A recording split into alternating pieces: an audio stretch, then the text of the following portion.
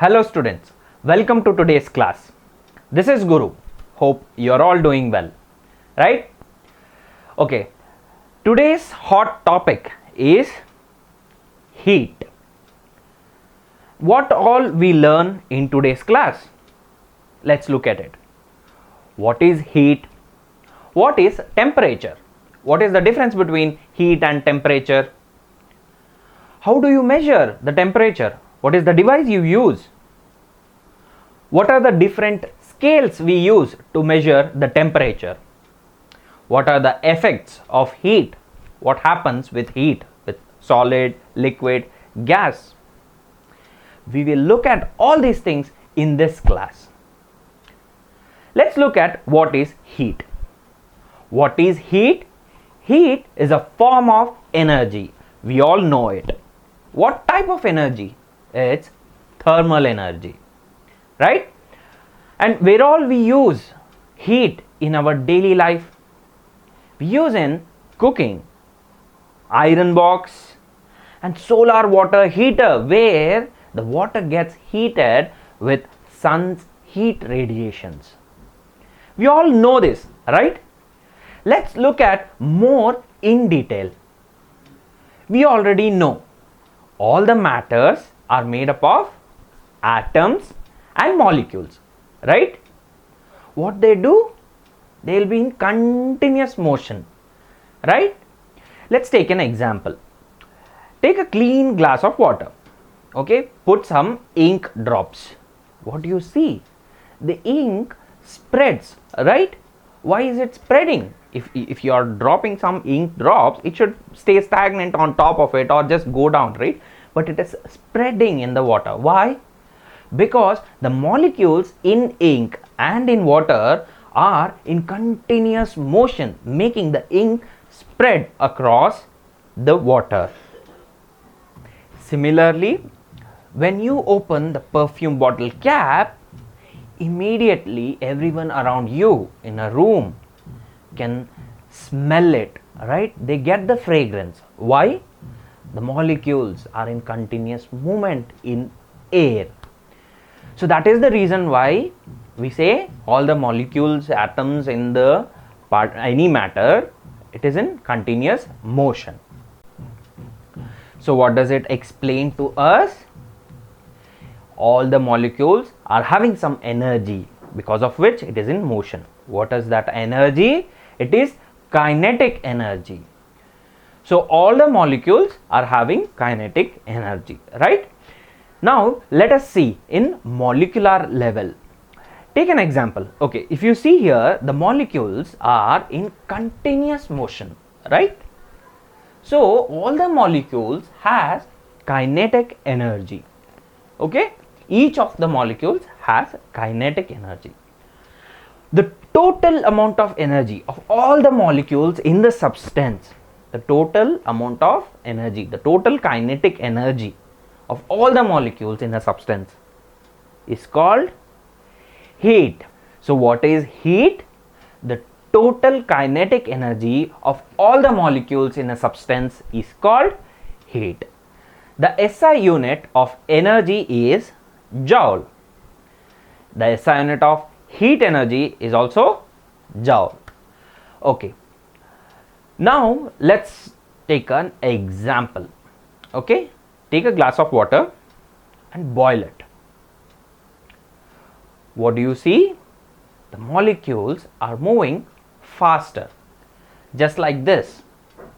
The molecules started moving faster. What you are actually providing then?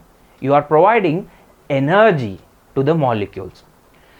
The movement becomes fast. The kinetic energy increase in the molecules. But the number of molecules remains same, right? So the average of total kinetic energy, average kinetic energy of the substance increases.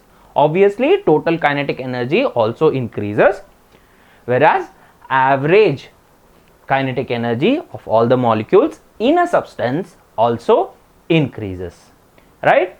So let's take another example. Okay, let's go back. Take a glass of water, okay, another glass of water which is hot now. Okay, one glass of clean water, another glass of hot water. Now drop the ink in both the glasses. See the difference. What are you seeing? The ink spreading rate in hot water is more, right? And in the clean water, this is in the normal temperature water, it is average, right? What do you understand from this? The molecule movement in hot water where there is a higher temperature is high. So now you understood what is heat. Let's look at what is temperature. Temperature is the measure of average kinetic energy of all the molecules in a substance. What is heat? Heat is the total kinetic energy of all the molecules in a substance. What is temperature? Temperature is the measure of average kinetic energy of all the molecules in a substance. So this average kinetic energy of the molecules, what does it mean? The molecules are in motion, right? Continuous motion, which is nothing but heat. The molecules are in continuous motion, which is nothing but heat or hotness or coldness, right? You can define temperature like this as well. Temperature is the measure of hotness or coldness of a substance or a body. Okay, so what is temperature? Temperature can be defined as measure of average kinetic energy of all the molecules in a substance. Also, you can define temperature as temperature is a measure of hotness or coldness of a substance. Okay, from this what we understand, faster movement of the molecules is nothing but higher kinetic energy. Higher kinetic energy is nothing but higher temperature, right? So with this we know that we can touch and feel, say something is hot or something is cold, and you can say, okay, this is hot and this is cold. Is that enough? Is that enough if you touch and say it is hot and it is cold? Also, just think whether you can touch every object and say whether it is hot or cold. It is not enough, right? In science, you need to quantify something.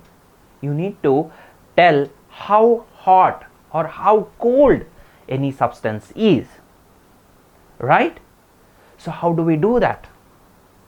Okay, so for that we will take a simple example.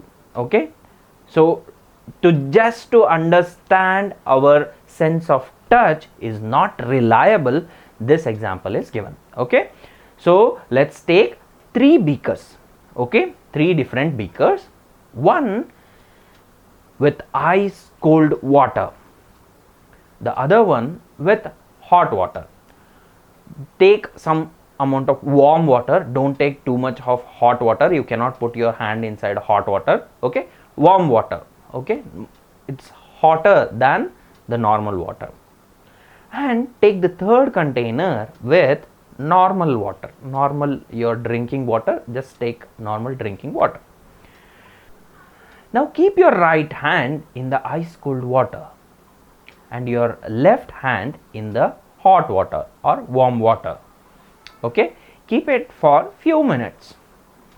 Okay, just wait for few minutes, and now take out your hands and keep your both hands in the normal water, your drinking water. Just keep inside that beaker.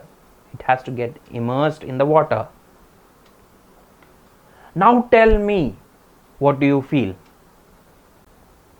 Your left hand feels the water is cold and your right hand feels the water is hot. Why is that so?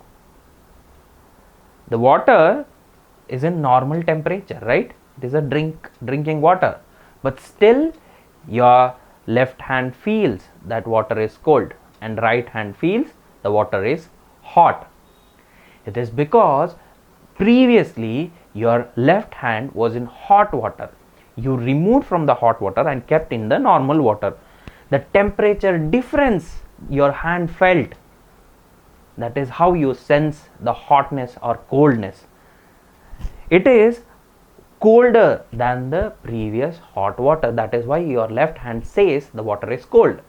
But your right hand was in ice cold water or with ice, right? When you put that hand in your third beaker, you feel the water is hot because previously the same hand was in ice cold water. There is a temperature difference happening now, and your right hand says the water is hot. Now understand, there is a difference, okay, in your own mind. Your own mind is confusing you that the water is hot or cold, right? So for this is just an example to make you understand that you cannot rely on just touching something and saying it is hot or cold, and you cannot quantify it, you cannot give a number, right? So we need a device, we need something, a reliable device where we can say, okay, this is how the hot is, or this is how cold the substance is, right? You need to quantify something. For that we need a instrument, and the reliable instrument where you can rely upon measuring the temperature is nothing but our thermometer, right? So we'll look at what is thermometer in few minutes. Now let me confuse you. What is heat and temperature? You know already, right? But what is the difference between heat and temperature? How do you differentiate what is heat and what is temperature? Oh my god, so hot today, right? Means what? Higher temperature. But how do you differentiate? Is heat and temperature both are the same? Do you think so? No, heat and temperature are not same. Let me explain you how. First, heat is a form of energy, whereas temperature is the measure of degree of hotness or coldness of any substance. We know it and we saw many examples also of it, right? Let's look at second one.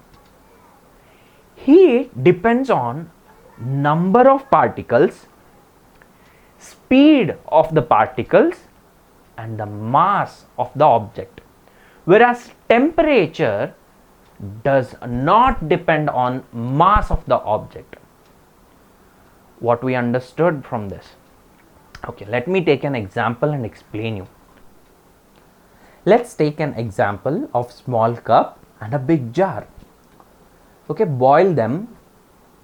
Okay, boil them. And now the heat is more in the bigger jar than the small cup. How? I already explained you the definition of heat. It is the total kinetic energy of all the molecules in the jar. Okay, the molecules, the number of molecules in the big jar is higher than the small cup. So the heat is more in the big jar and less in the small cup. But what about temperature? Temperature is same. What is temperature? Temperature is the average kinetic energy of all the molecules in a substance. How it is same? Let's take an example. Let's consider this has like 500 centimeter cube jar, okay, and this one is 100 centimeter cube jar, okay. And let's also imagine there are 500 molecules in this and there are 100 molecules in this cup. So what is the total energy? It is 500 joules here and 100 joules here, okay. Now let's take the average, 500 joules in 500 molecules, okay. Here 100 joules with 100 molecules. right? What is the average? 1 joule, 1 joule. This is just an example I am giving you to explain the average kinetic energy. So the average kinetic energy of both the jar is same. That is why the temperature of both the jar is same. Let's look at the third difference. The SI unit of energy or heat energy is joule. The SI unit of temperature is Kelvin. Now let's look at the effects of heat. We already know when we provide heat, the temperature increases, and when we remove heat, the temperature decreases, right? What happens with all these solid, liquid and gas when heat is provided or when it is cooled? Let me tell you. All three substances, solid, liquid and gas, all three of them expand on providing heat, and they contract when the heat is removed, or you can say when it is cooled. Let's take an example to explain all of these scenarios. I hope you all have observed in a railway tracks there will be some people working, right, with kind of flames, with kind of fire. They will be working. What exactly they are doing? They are actually filling the gaps. There might be some kind of cracks in between the tracks, railway tracks, right? There might be possible crack. When they get to know there is a crack, immediately a team will attend it. What they do? They'll use the fire.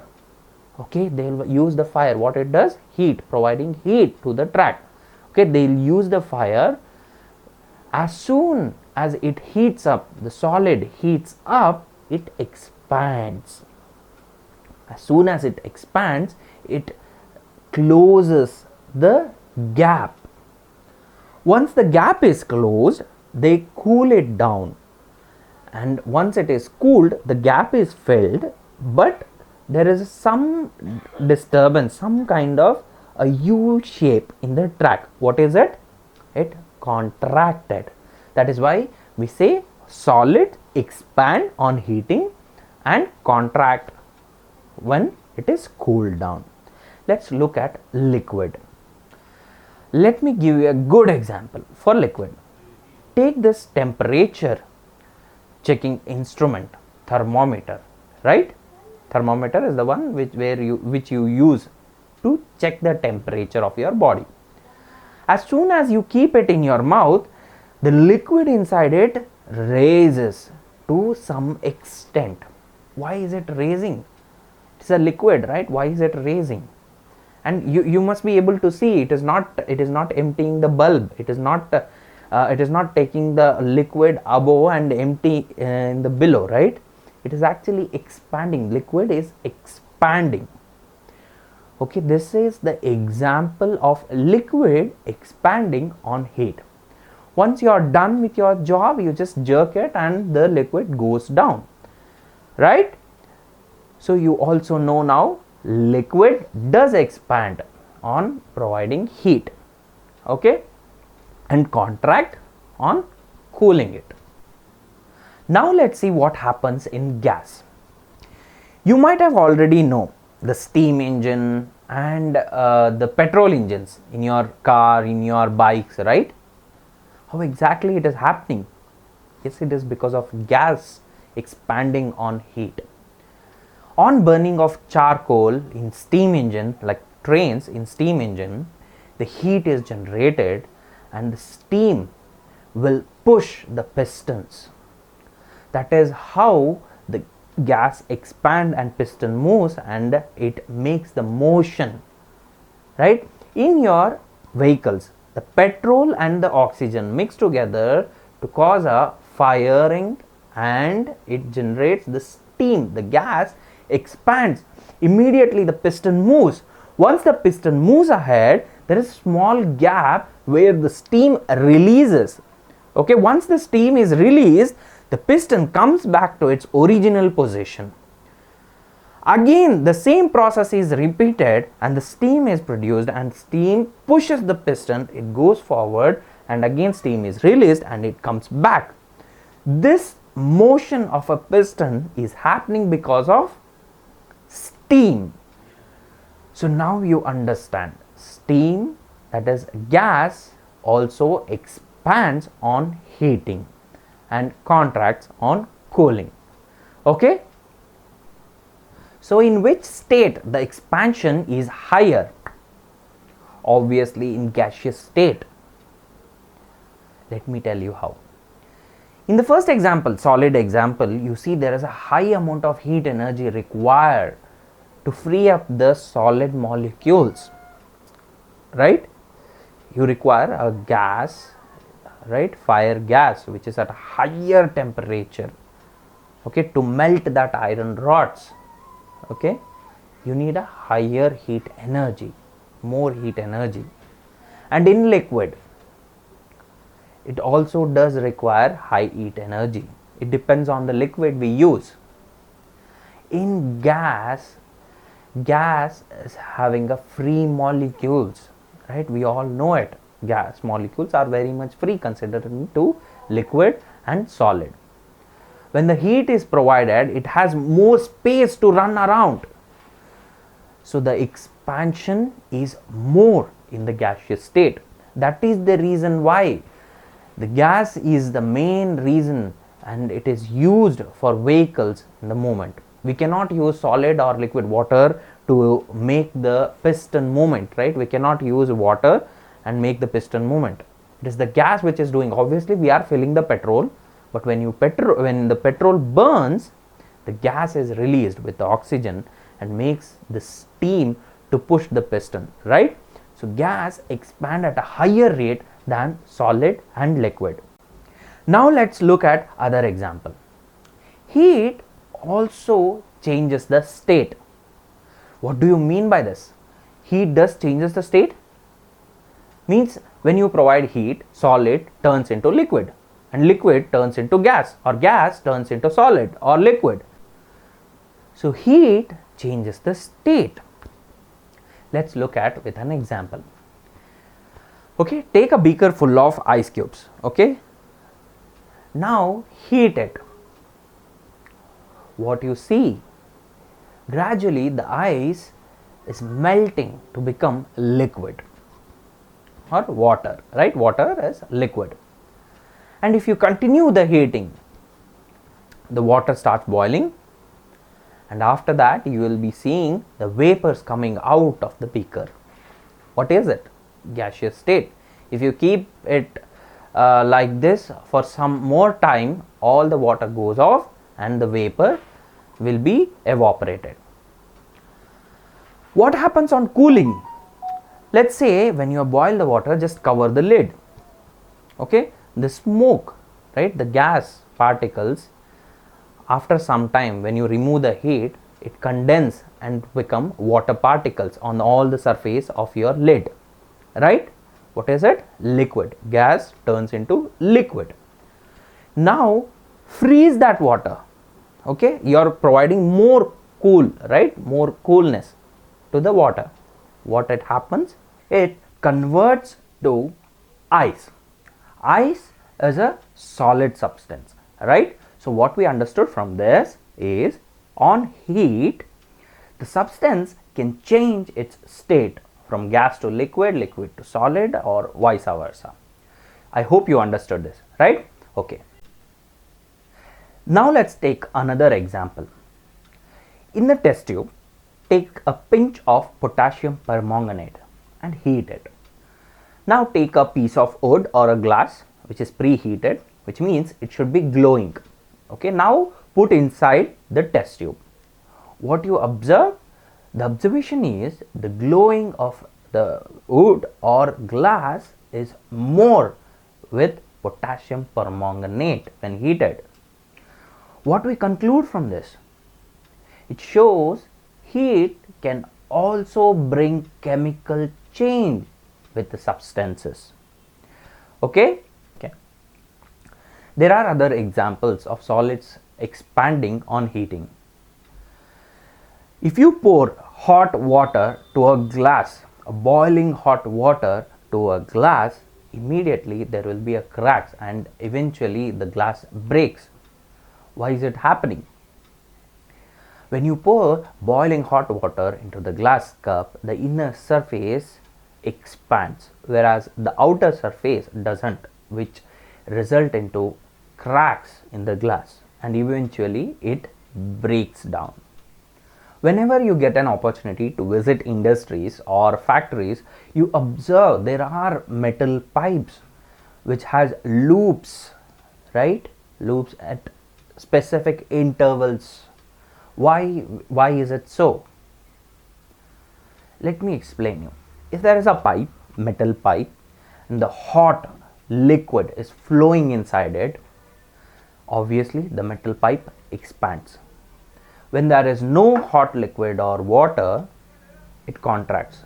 This regular action brings a crack in the pipes or even it can break, right?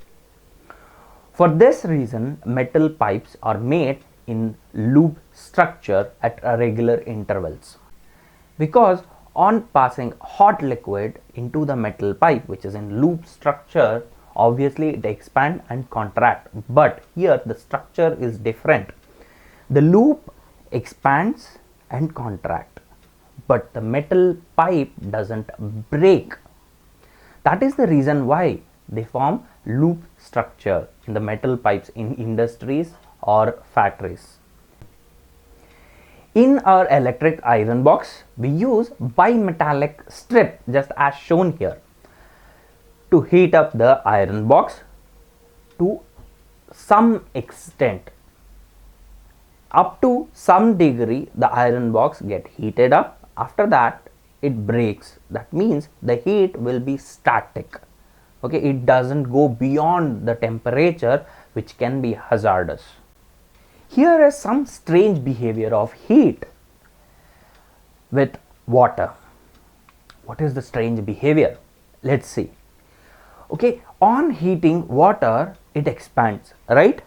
On cooling, it should contract, correct?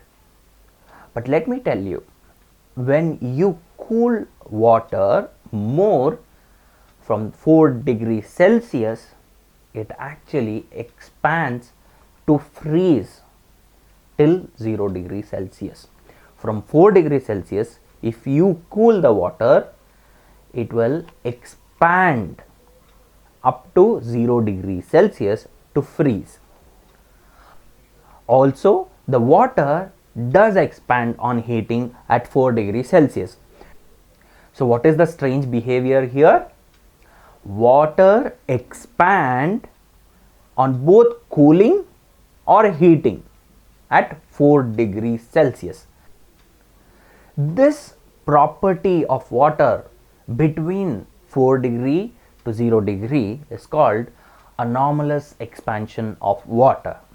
In cold countries, when temperature fall below 0 degrees Celsius, the water in lake, rivers, sea get freeze on top, right, to form ice. But below the ice, there is still water at 4 degrees Celsius. Why is that? When temperature fall, that is air temperature fall below 0 degrees Celsius, the top layer of the water freezes to become ice, but it also acts as insulator to the water below it. It doesn't pass the cold air below the ice so that the below water remains water and doesn't convert to solid ice. That is the reason why aquatic animals like fish and other animals still be able to survive in water below ice. Now let's look at what is thermometer. Thermometer, we already know it is an instrument to measure the temperature, right? We will look at what exactly it is and how it works. Okay? When you have fever, your mom will keep a glass tube instrument in your mouth for some time. After that, she will take it out and read some values right? What is that glass tube thing which she keeps in your mouth, and what she is reading that, right? What is it? And based on the value she reads, she will decide, okay, you have fever or not, and she will give medicines, right? The device which he used is called thermometer. And what the reading she read? The reading is nothing but the temperature value. Okay, so if it is above 99.5 or 100 degree Fahrenheit, she will confirm that you have fever and she will medicate you. How does it work?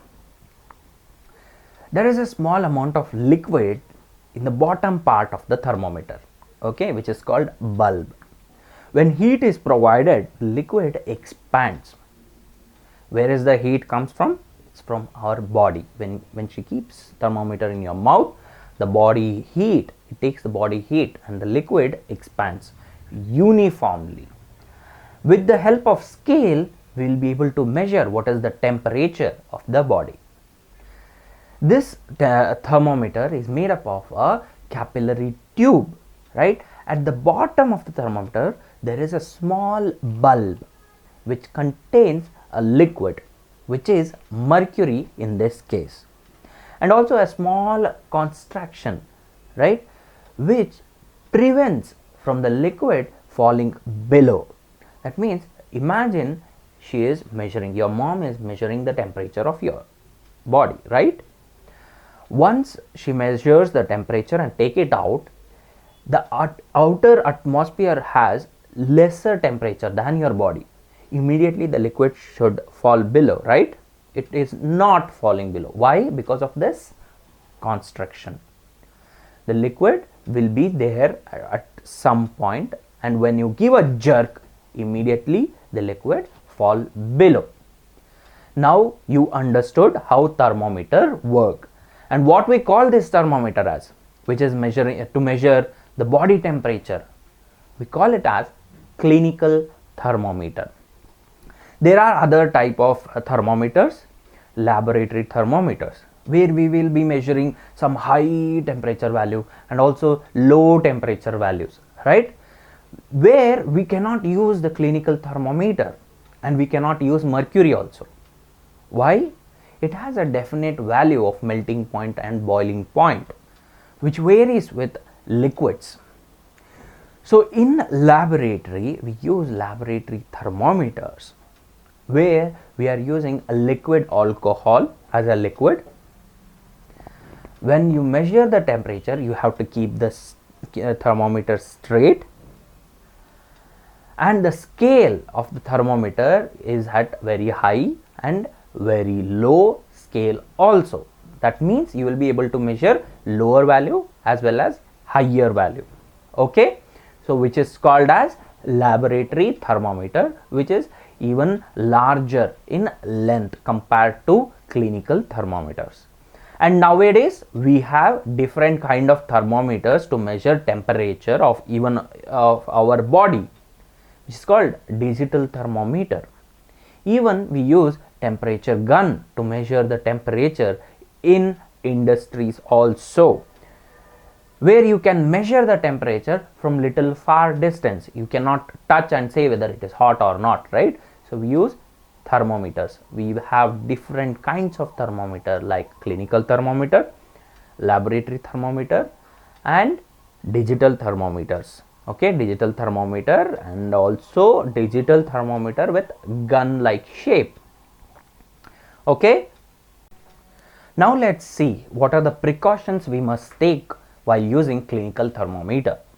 We need to wash after and before the use of thermometer, and we need to wash with sterile water, not with the hot water. Okay, because hot water has higher temperature and the temperature again varies, and it doesn't really fall down very quickly, right? The temperature still remains on the glass when you wash it before, and it may vary with your body temperature.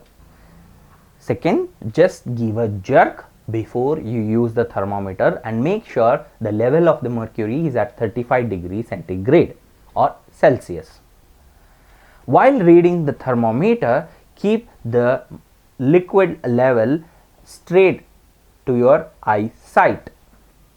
And don't ever hold the thermometer with your teeth, okay, because the mercury is poisonous. If the bulb breaks inside your mouth, the mercury can be poisonous and it will be a dangerous situation. And while reading the temperature, don't hold the bulb, okay, because it varies with your hand temperature. These are the precautions to be taken while using clinical thermometer.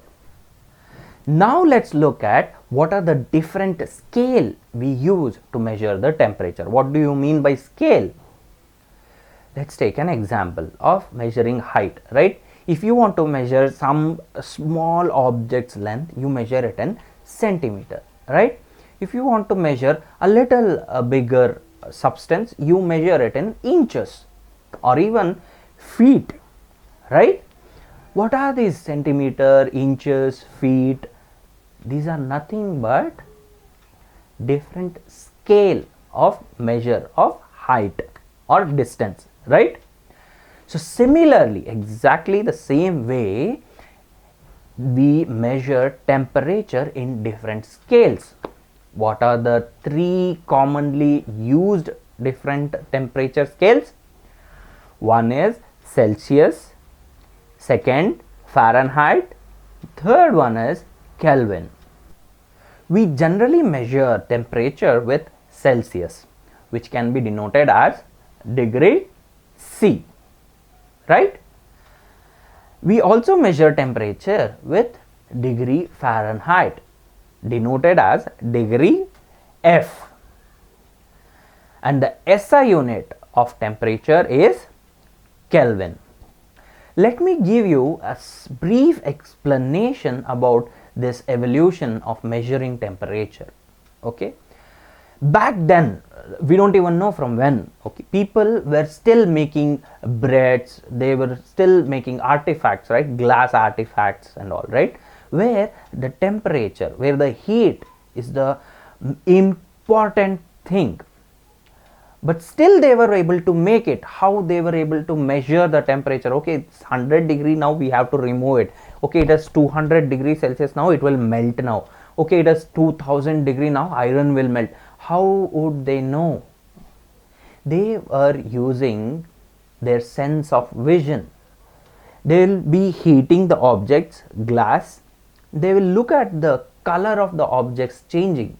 When it is changing to red hot, they will make some decision. Okay, well, now we'll remove it and now we'll hit it with a hammer to take this shape, right?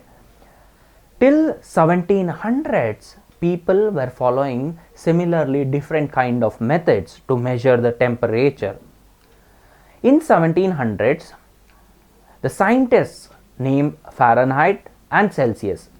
Fahrenheit is from Poland and Celsius is from Sweden. What they did, they came up with a scale. Fahrenheit came up with a scale where he used mercury as a liquid. He took a measuring points, a reference points we can see. We need a reference, right? What is from where to where we need to measure. So what he took as a reference, 32 degree Fahrenheit as the melting point of ice and 212 degree Fahrenheit as the boiling point of water. There is a 180 degree division in between these 2 points. Okay, based on this division, Fahrenheit started measuring it. Similarly, Celsius in Sweden, he also came up with a scale, but he came up with a different reference point. He took melting point of ice as 0 degree Celsius and boiling point of water as 100 degree Celsius. Division is 100 parts. Since it is 100 degree difference, it is called centigrade. In year 1948, we adopted as Celsius by the name of scientist by the International Conference of Weights and Measure. So from then we started calling it as degree Celsius, which can also be called as degree centigrade. In 1800s, somewhere around 100 years after Fahrenheit and Celsius, a scientist called Lord Kelvin from Britain, he came up with a different scale where he considered the reference as 273 Kelvin as melting point of ice and 373 Kelvin as boiling point of water. We name it with the scientist's name called Kelvin. Melting point of ice, we say 273 Kelvin. Boiling point of water, we say 373 Kelvin, which is the most precise measure of temperature used in science. That is why it is the SI unit for measuring temperature. SI unit of temperature is Kelvin. So here is the scale difference shown in single picture. If all of these scales are used to measure temperature, then we must be able to convert from one scale to another scale, right? Yes, we will be able to convert. Let's look at it. Celsius is 100 degrees apart, right? 0 degree to 100 degree. Similarly, if you observe, Kelvin also came up with a scale where it is 100 degree apart from melting point of ice to boiling point of water, where he says 273 is the melting point and 373 is the boiling point. So how do you convert between Celsius and Kelvin? It is very easy. 0 degree Celsius is 273 Kelvin and 100 degree Celsius is 373 Kelvin, right? So what are you doing here? If you add 273 to Celsius, it will be converted to Kelvin scale. If you subtract 273 from Kelvin scale, you will get Celsius. So now you know how to convert from Celsius to Kelvin and Kelvin to Celsius, right? Now let's look at how do we convert Celsius to Fahrenheit. Celsius is a 100 degree scale difference between melting point of ice to boiling point of water, whereas Fahrenheit scale has having 180 degree difference, right? With the maths calculation, if you do, it will be, if you convert Celsius to Fahrenheit, this is the formula you will get. And Fahrenheit to Celsius, if you want to convert, this is the formula. If you use this formula to convert Celsius to Fahrenheit and Fahrenheit to Celsius, you will be able to convert from one scale to another scale. Now you know water boils at 100 degrees Celsius and the ice melts at 0 degrees Celsius, right? What about the other substance? At what temperature does other substance melt or boil? Let's look at few of the examples, okay? Let's look at aluminium.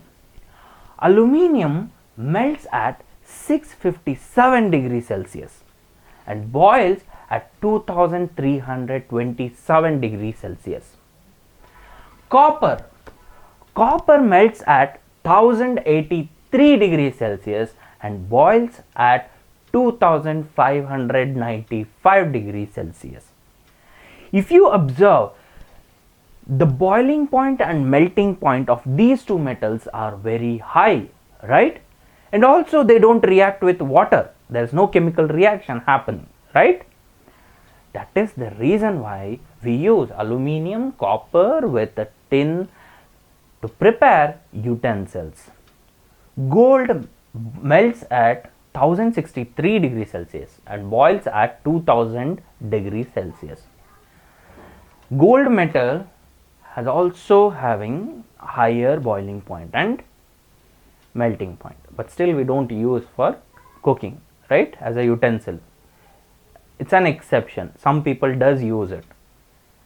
but gold is an expensive metal, right?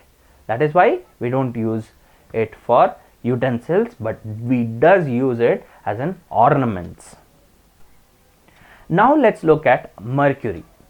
The melting point of mercury is 38 degrees Celsius and the boiling point of mercury is 357 degrees Celsius.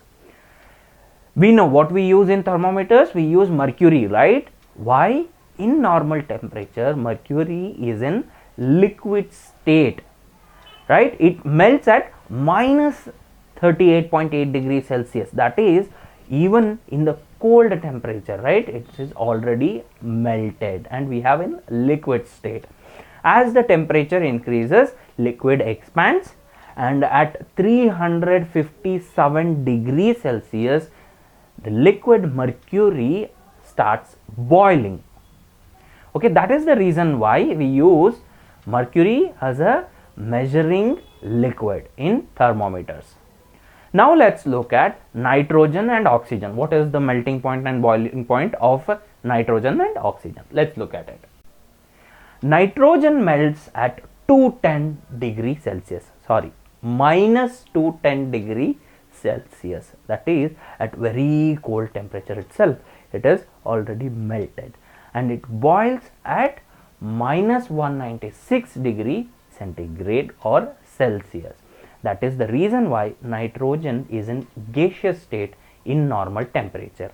And oxygen melting point is minus 219 degrees Celsius and it melts, melting point is minus 219 degrees Celsius and boiling point is minus 183 degrees Celsius.